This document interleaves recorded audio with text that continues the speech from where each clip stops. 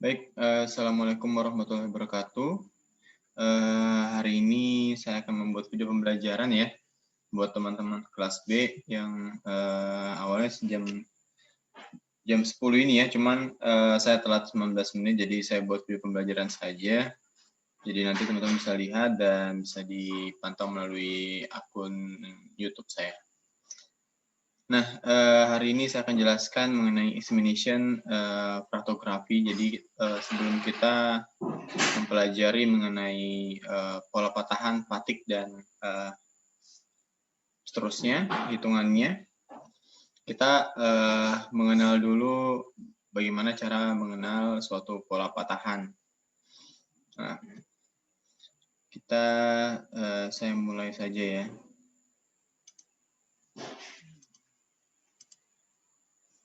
Nah, F5, nah ini dia. Ini saya ambil dari kelas mekanika patahan saya yang ada yang saya ajarkan di teknik material dan metalurgi ITK. Jadi pemeriksaan gambar dan patahan. Jadi bagaimana kita mengambil gambar, bagaimana kita melakukan pemeriksaan, nanti akan saya bahas di slide berikutnya. Nah, jadi tujuan pembelajaran kali ini adalah pada bagian ini menjelaskan mengenai metodologi yang tepat untuk memeriksa komponen yang patah dengan penekanan yang diberikan pada fitur spesifik patahan pada komponen yang direkam untuk dijadikan analisis lebih lanjut. Jadi suatu patahan, fenomena patahan, kita ambil gambarnya dan dianalisis. Gampangnya seperti itu. Nah, jadi kalau misalnya apa itu fraktografi, ya? Jadi menurut Gonzalez dan Velasquez tahun 2018, kan harus terbarukan ya. Nah, fraktografi ini adalah suatu ilmu tentang permukaan yang retak untuk tujuan pembelajaran karakterisasi topografi, mengidentifikasi jenis patahan, memahami penyebab terjadinya patahan, dan menentukan mekanisme patahan. Jadi, ketika suatu gambar itu permukaan retak kita temukan, kita harus tahu karakterisasi topografinya. Bagaimana kehalusan dan kekasaran dari permukaan pola patahan tersebut, dan arah patahannya bagaimana. Baru mengidentifikasi jenis patahannya, kan patah itu ada dua ya, patah ulat, patah getas. Nah, patah mana yang dimaksud yang dari patahan yang kita ambil? Apakah dia kombinasi ataukah dia salah satunya? Nah, kemudian memahami penyebab terjadinya patahan. Nah, patahan ini disebabkan pasti antara faktor internal sama eksternal atau keduanya. Tapi rata-rata semua itu pasti dipengaruhi oleh keduanya. Nah, ini nanti dianalisis secara makroskopik dan juga mikroskopik dan menentukan mekanisme patahannya. Nah, mekanisme patahan ini bisa dianalisis melalui lingkaran Moore atau four body diagram FBD. Ya. Nah, kemudian definisi fracture ya, patahan adalah suatu proses pemisahan atau fragmentasi suatu benda padat di bawah aksi beban atau tegangannya, sehingga menciptakan permukaan baru yang disebut sebagai permukaan retak. Ya, seperti itu. Jadi aksi untuk suatu retakan itu nggak mungkin pembebanannya di bawah dari elongation-nya atau di bawah dari di atas yieldnya, pasti di bawah. Itu namanya retak. Tapi kalau misalnya dia di atas pemberian tegangannya itu atau pembebanannya di atas dari kekuatan yield point-nya, itu pasti dikategorikan patah ya, patah atau break, putus ya, bisa sampai break, putus. Nah, kalau retak ya dia kecil sekali pembebanannya, tapi berkala. Nanti kita akan masuk ke fatik nanti kalau mengenai pembebanan yang kecil tapi secara berkala sampai N-nya berapa, siklusnya berapa. Nah, itu masuk ke siklus fatik, kelelahan logam. Nah, baru kemudian kita bisa lihat di sini faktor utama yang mengakibatkan patah fracture tersebut. Jadi, apa sih yang menyebabkan patah tersebut terjadi ya? Kan seperti yang saya bilang, internal atau eksternal ya kan. Nah, ini kalau misalnya dijabarkan lagi, faktor utamanya ada 3. Force tegangan ditentukan oleh bentuk dari tubuh dan arah pemberian bebannya. Jadi akan sangat terkait sekali dengan FBD. Jadi kalau teman-teman tahu pernah MKM ya, mekanika kota material, Itu kita belajar bagaimana kalau misalnya suatu batang itu dipengaruhi oleh gaya ini, gaya ini, gaya ini. Sama seperti itu. Kita akan buat free body diagramnya. Terus kemudian kedua, hubungan antara proses patahan dan mikrostruktur. Nah, ini kita sudah masuk ke mikro, ya. Baru kemudian hubungan antara proses patahan dan lingkungan. Ini masuk ke makro, ya, seperti itu kurang lebih. Nah, terus kemudian di sini adalah perbedaan fracture mekanik dan fraktografi. Apa itu? Kalau mekanika patahan itu ilmu yang mempelajari pembebanan geometri dan hubungan properti material yang mengarah ke fracture melalui sudut pandang mikroskopiknya. Nah, sedangkan kalau misalnya fraktografi itu ilmu yang mempelajari proses patahnya, fracture proses dan kondisi permukaan retak dan patahan. Kayak gitu. Apakah kedua ini bisa dijadikan satu? Bisa, ya. Jadi mekanika patahan dan gambar patahan itu jadi kesatuan, tapi untuk rumpun ilmunya biasa dibedakan seperti itu. Nah, ini adalah gambar ya, yang paling pojok kiri ini adalah gambar dari suatu patahan ya. Crack, retak ya, crack kalau patah break atau. Nah, ini view of crack at the macroscopic scale in the free surface. Jadi pada permukaan bebas ini terdapat retak ya, retaknya seperti ini. Ini retak ini. Yang ditunjukkan dengan pemberian spidol ya, dengan diketahui berapa panjang dari retaknya.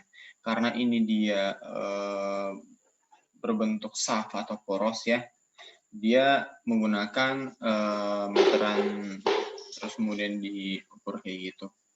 Nah, panjangnya kita bisa lihat di sini sekitar, kalau misalnya dari sini 3, 4, 5, 6, 9 kurang 3, ya sekitar 6 inch. Atas itu kan inch, bawahnya sentimeter. Seperti itu. Nah, kalau misalnya kita secara mikroskopik ya, mikroskopik scale, where it can be seen that is formed by two surface meeting a tip. Ya, jadi kita bisa lihat itu ada dua permukaan yang berbeda di atas satu, permukaan satu sama permukaan dua. Nah, kalau misalnya retak pasti kita dapat permukaan satu sama permukaan dua. Nah, celah-celahnya itu adalah retakannya. Nah, bisa dilihat di sini kalau misalnya retakan itu akan mengerucut. Nah, ini adalah bagian critical point yang akan menyebabkan retakan bertambah atau menjalar. Nah, di sini kita bisa lihat arahnya itu kemana, horizontal, vertikal. Nah, tapi kita tidak tahu bagaimana bentuk dari spesimen ini diambil. Ya, itu dia lagi. Ini juga berbahaya kalau misalnya apakah kalau kedalaman terlalu dalam membesar, ya pasti membesar ya. Itu kalau retak secara mikroskopik kita bisa lihat dua permukaan yang berbeda, kasar atau halus hasilnya. Kalau misalnya dia kayak menghasilkan gelombang yang kasar seperti ini dalam ukuran mikro, ini kita bisa masuk kategori patah sedang ya. Tapi kalau banyak granulanya atau permukaannya sangat tidak rata, bergelombang, itu kita bisa kategori patah ulet seperti itu. Nah, pertanyaan adalah patah uletnya ini pada fase yang mana, Pak? Kan seperti yang saya pernah jelaskan, kalau misalnya semua material itu pasti ada fasenya, fase-fasenya. Nah, ini kita bisa lihat yang dikena crack ini fase apa ini? Ini kita bisa tahu dengan cara menggunakan SEM atau mikroskop optik. Tapi mikroskop optik tidak rekomendasi, paling pakai SEM ya. Pakai SEM, scanning elektron mikroskop baru bisa jelas. Ini nextnya gimana? Iya. Nah, metodologi pemeriksaan gambar ya, retakan atau patahan ya. Tujuan dari pemeriksaan gambar patahan adalah mengidentifikasi tipe retak atau patahan. Tujuannya lagi menentukan jalur arah retakannya bagaimana, horizontal, vertikal, atau memiliki derajat yang berbeda, ataukah dia abstrak atau tidak dapat ditentukan. Nah, kemudian yang ketiga adalah mengidentifikasi 3 tahapan terjadinya retakan seperti retak nukleus, crack nucleation, pertumbuhan retak, crack growth, pemisahan terakhir atau final separation atau mana sudah betul-betul break gitu seperti itu. Baru kemudian mengidentifikasi mekanisme proses retakan. Nah, kemudian mengidentifikasi faktor intrinsik dan ekstrinsik yang mempengaruhi proses retakan. Jadi sebenarnya itu mengulang-ulang saja tujuan dari hal ini ya. Tujuannya ya pasti tahu pengaruhnya dari internal sama eksternal pasti. Dan kita harus tahu mekanisme prosesnya bagaimana. Itu diulang-ulang saja, ya. Berarti konsepnya tahu. Nah, jadi tahapan makroskopik itu ada. Ini adalah examination, itu pemeriksaannya. Tahapan pemeriksaan makroskopik atau secara makro. Jadi preliminary examination, cutting, cleaning, visual examination, to the rest of the piece, macroscopic recording, photographic recording, replika, bahkan ada replikanya, kita membuat tiruannya, baru sample taking ya, macroscopic examination, laboratory test, preservation of the place. Nah, itu jadi tahapan-tahapan yang dilakukan untuk ukuran makro ya. Jadi kita tetap harus memotongnya ya, teman-teman. Kalau misalnya punya sampel material yang patah, itu tetap kita harus ambil potongannya.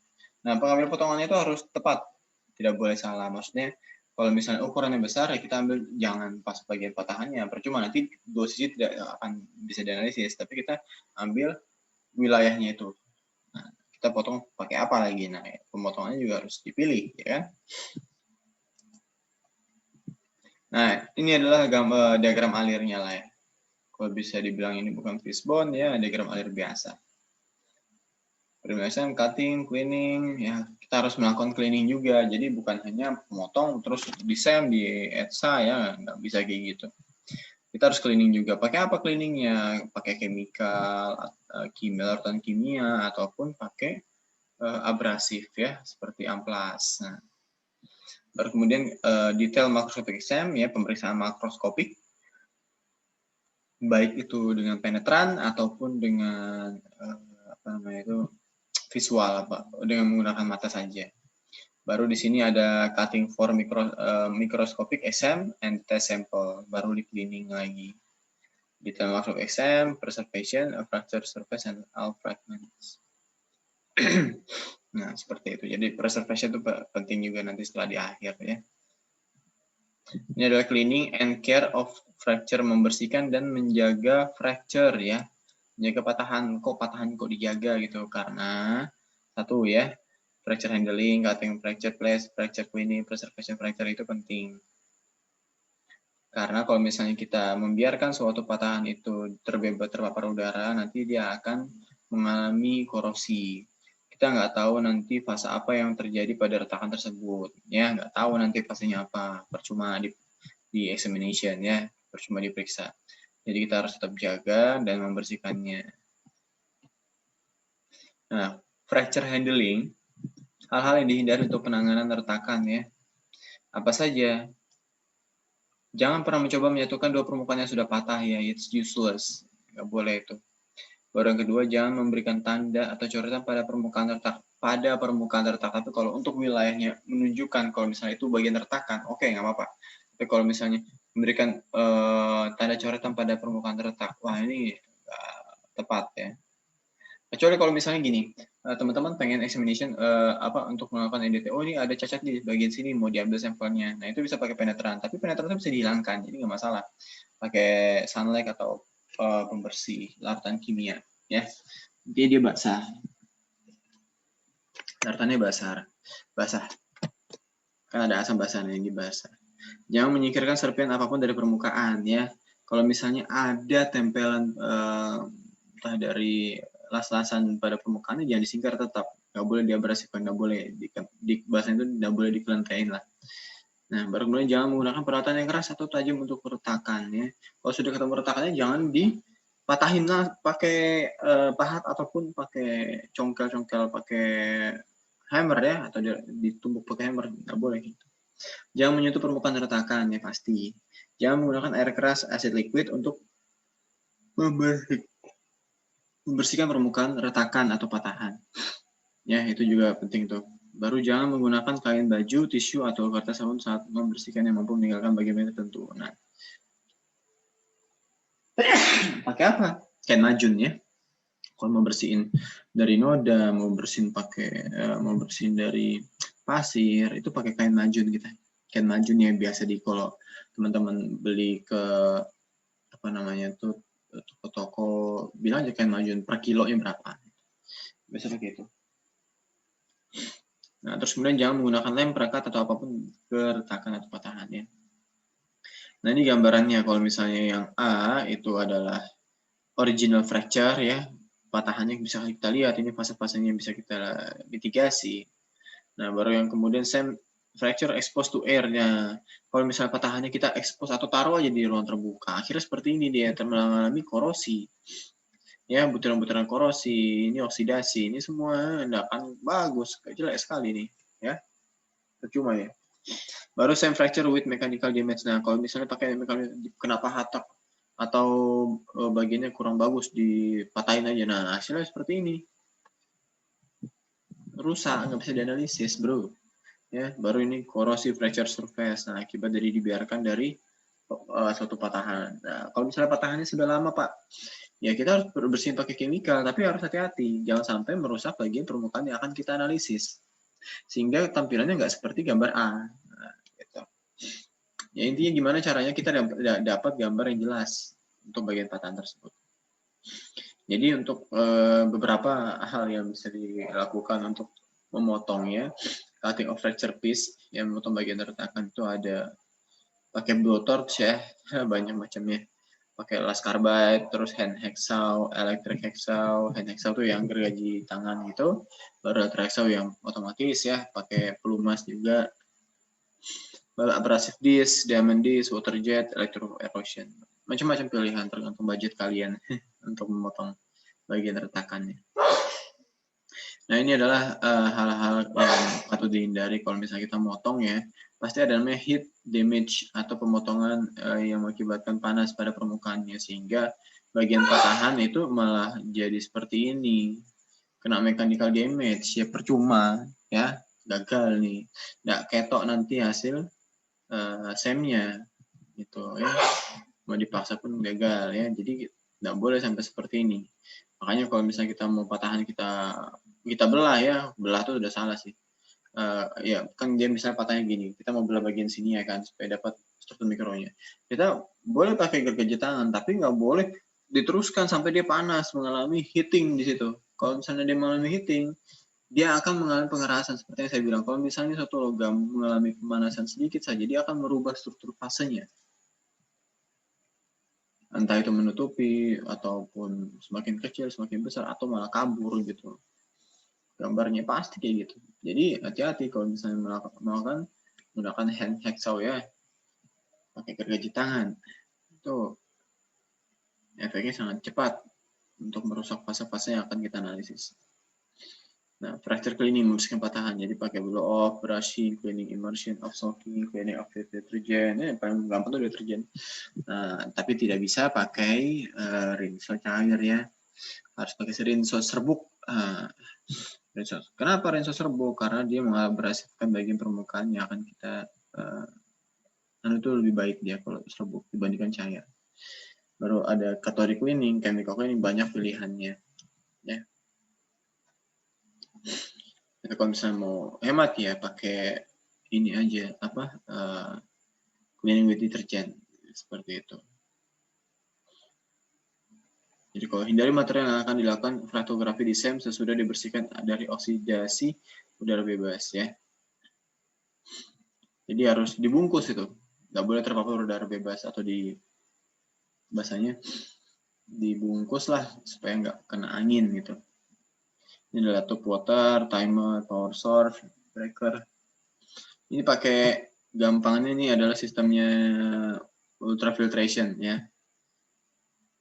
Ultrasonic filtration. Jadi kayak misalnya material tuh masukin dalam glass beaker, nanti bergetar dia kena frekuensi ultrasonic, nanti kotoran-kotoran rasnya akan turun gitu.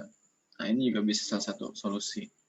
Tapi itu berkali-kali ya, kalau saya pernah punya pengalaman pakai ultrasonic kayak gini yang berkali-kali, nggak bisa sejam doang itu beres, berkali-kali, bahkan direndam semalaman. Dan chemical cleaning solutionnya itu kita bukan pakai H2O pure ya, kita pakai diamine water, air yang mengandung oksigen sangat sedikit gitu, baru ditutup atasnya gitu. Atasnya glass beaker itu ditutup pakai aluminium foil. Baru preservation of fracture, pengawet patahan, material yang telah dilakukan pembersihan ditempelkan pada tempat yang sesuai seperti cold place, dry place. Nah, paling mudah itu kalau misalnya teman-teman punya dry cabinet ya atau kulkas kering. Nah, itu lebih gampang. Tapi kadang-kadang lebih parah, lebih malah jelek hasil di situ. Jadi saya taruhnya di freezer, freezer atau enggak nitrogen chamber. Ini pathographic fracture, jadi kalau misalnya gambarnya bagus seperti ini, gampang kita analisis. Oh, ternyata ada interstisi di sini, memiliki rongga-rongga yang sangat besar, pori-porinya besar, mungkin menyebabkan mudahnya patahnya terjadi secara ductile segala macam. Kita bisa buat seperti itu. Kalau gambarnya kabur ya wassalamualaikum, nggak bagus nanti. Ini adalah cara pengambilan gambar. Jadi pengambilan gambar itu misalnya patah ya, kita jangan ambil terlalu tinggi, terlalu rendah. Jadi kita harus pas di depan bagiannya patah. Kok gitu Pak? Ya supaya kita tahu nanti pola patahannya bagaimana, arah patahannya bagaimana, arah retaknya bagaimana, sumber dari patahnya ujungnya itu dari mana awalnya. Nah kalau gini kan bisa kita lihat nih garis-garisnya dari sini. Nah patahnya itu dari sini, tengah-tengah sini sama ini garis-garisnya. Nanti dia klak, nah kita bisa lihat seperti itu. Nah pengambilan gambar pun ya seperti ini, kamera baru cahaya penting sekali. Ini ngambil gambarnya susah kayak gitu ya. Nah, replika pembuatan model material yang telah mengalami fracture dengan bahan plastik. Kita selesai untuk examination, kurang lebih seperti itu. Baru kita lanjut ke patah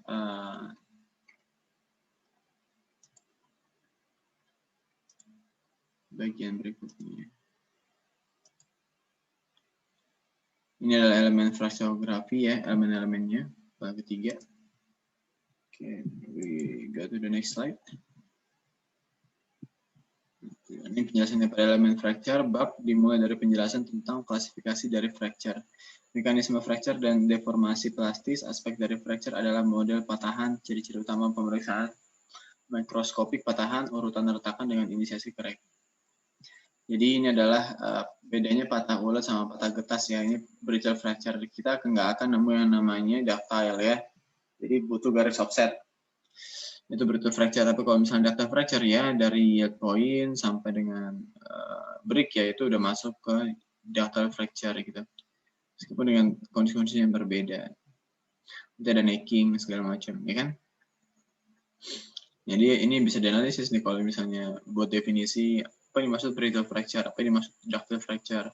Brittle fracture adalah kondisi di mana suatu material mengalami penyempitan pada bagian patahannya.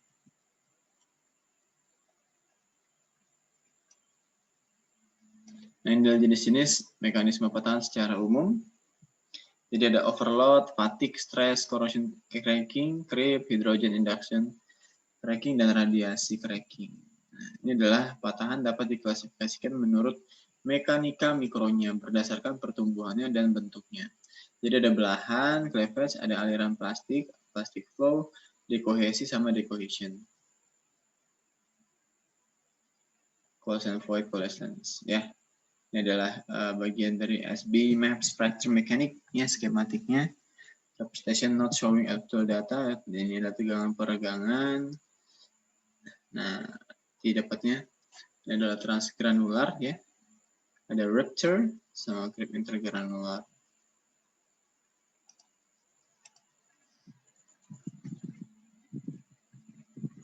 Nah, ini adalah mekanika aspek fracture ya. Aspek of fracture, suatu patahan dihasilkan dari sebuah peningkatan tegangan pada suatu titik atau wilayah di material.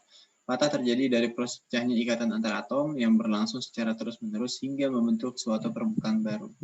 Celah-celah sempit di bagian dalam material akan menciptakan konsentrasi tegangan ya. Konsentrasi tegangan adalah critical path-nya nanti di situ. Nanti kalau misalnya patah ya patah di situ nanti. Tuh sudah tahu nanti. Berdasarkan kekuatan ketahanan material, patahan fracture dapat dikontrol dari salah satu tegangan, misalnya fracture control by tension stress, fracture control by shear stress, jadi tarik sama geser ya. Apa ini hubungannya? Nah, lingkaran Moore. Nah, mekanika patahan nanti sampai sini. Lingkaran Moore. Jadi kita bisa menganalisis di sini. Oh, kalau patah geser bagaimana? Kalau tarik saja bagaimana? Nah, seperti itu. Ya semoga dari sini teman-teman sudah membayangkan oh nanti gambarannya ilmunya soalnya kayak gini ya, gini. Ya kan? Kalau misalnya robek bagaimana dia, tegangan umumnya ya, tegangan khususnya bagaimana. Nah, itu kita akan buat. Jadi kayak kembali lagi ke mata kuliah yang awal-awal. Ini parameter yang secara mekanis mencirikan fracture ditentukan oleh perluasan zona plastis sebelum kegagalan. Menurut kategori berikut, jadi linear elastic fracture mekanik, elastoplastic fracture mekanik, sama plastic collapse. Karakteristik parameter for different types of fracture, ya ini adalah plastic deformation, the small radius of crack tip, sama parameternya itu linear elastic brittle stress intensity fracture. Jadi sini sudah ada ya. Silakan dibaca nanti. Ini adalah tahapannya. Jadi kalau misalnya tahapan suatu retakan itu ada stage 1, stage 2, stage 3. Tapi kalau misalnya patahnya cepat ya langsung ke stage 3 dia. Wah. Gitu.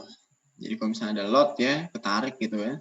Ada stress concentration, ada bagian retakan pada ukurannya mikro gitu.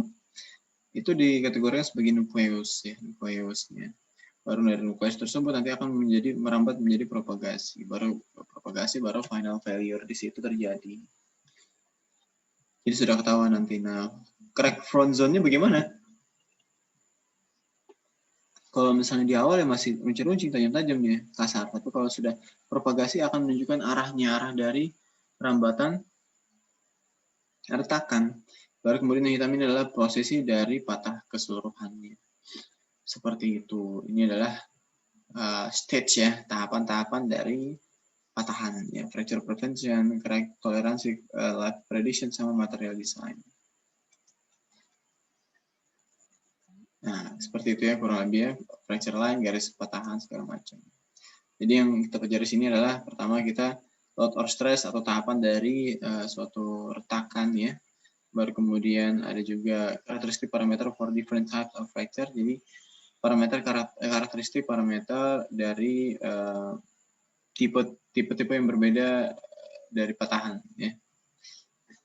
Seperti itu. Nah, untuk tugasnya saya belum siapkan, tapi kurang lebih seperti itu gambaran untuk awalnya. Mohon maaf apabila tidak on time dan yang sore siang tadi itu sinyalnya kurang baik. Saya mohon maaf melalui video ini, semoga dapat tersalurkan ilmunya. Itu saja dari saya, kurang lebih mohon maaf. Wassalamualaikum warahmatullahi wabarakatuh. Selamat malam.